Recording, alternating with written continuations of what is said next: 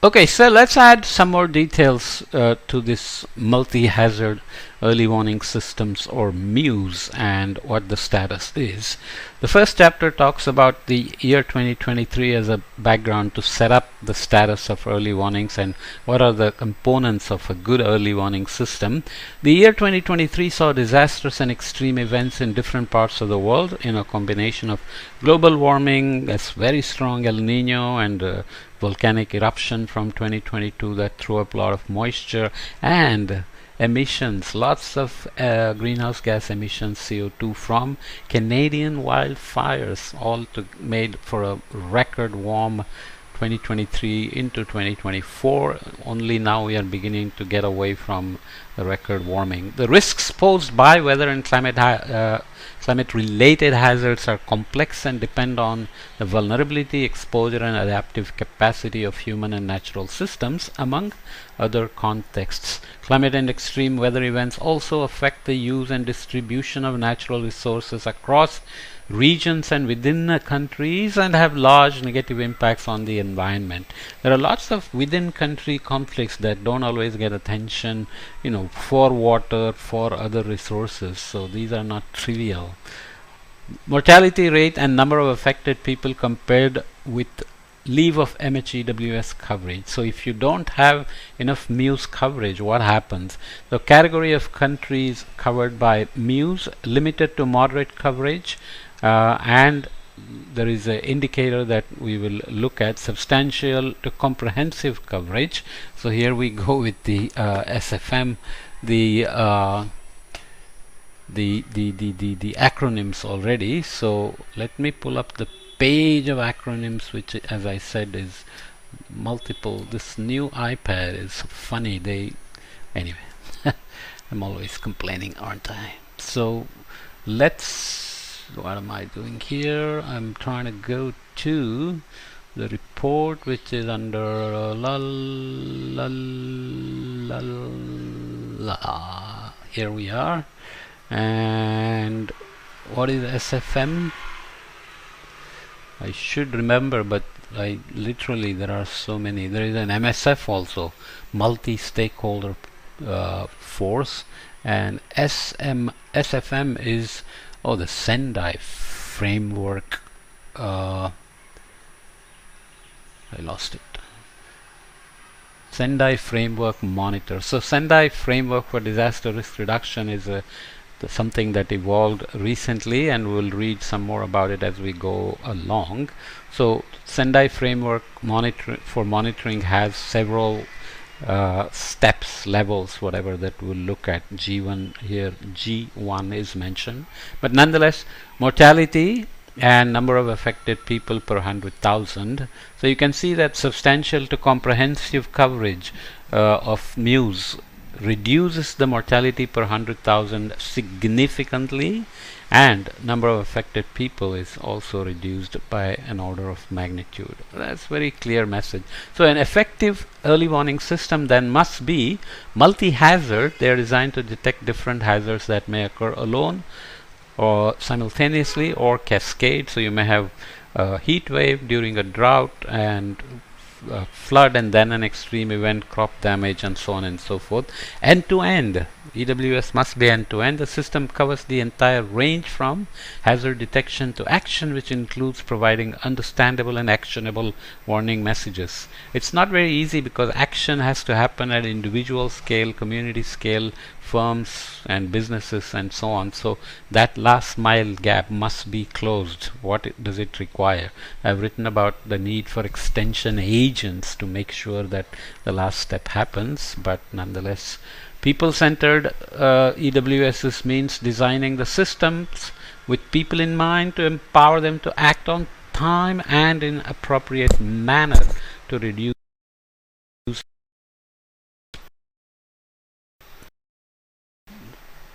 Okay, I don't know what it does. I have had this problem before with upgrades of operating systems. Microsoft is always doing something, right?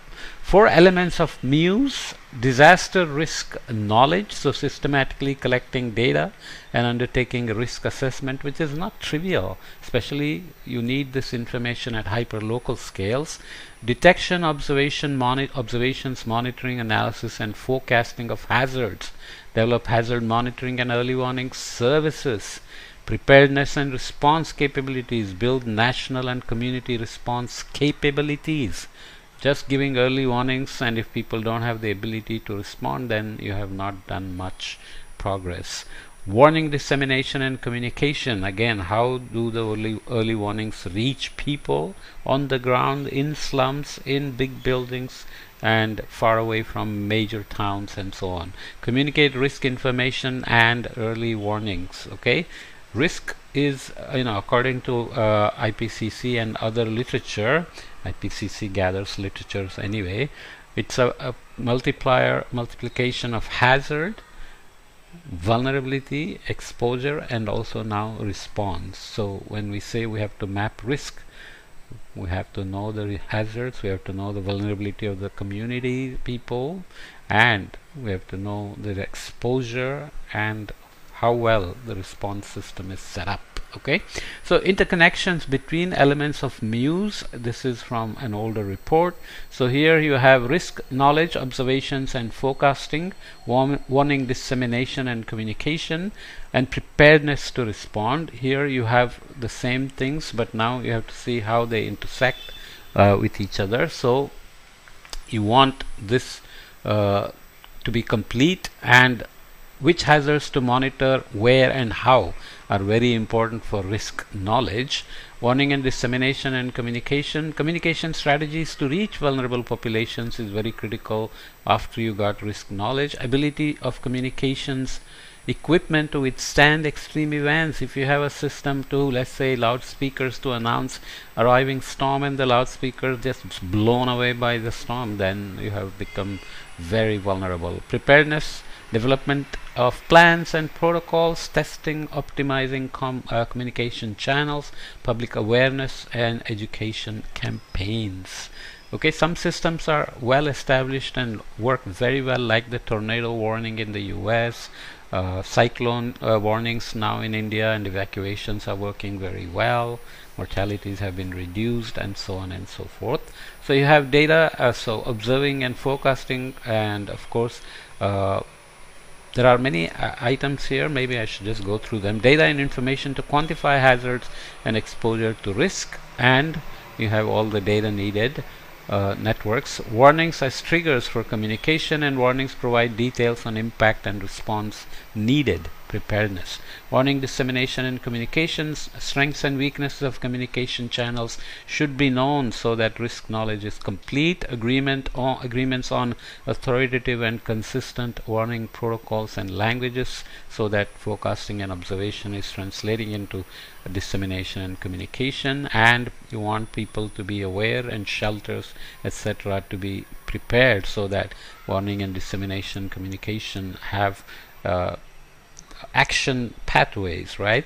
Plans include communication channels and protocols for preparedness to respond. Preparedness to respond must affect risk knowledge, or favor or support risk knowledge with feedback and lessons learned from events and exercises used to update risk knowledge. Then you want observations and forecasting, feedback and lessons learned from events and exercises to optimize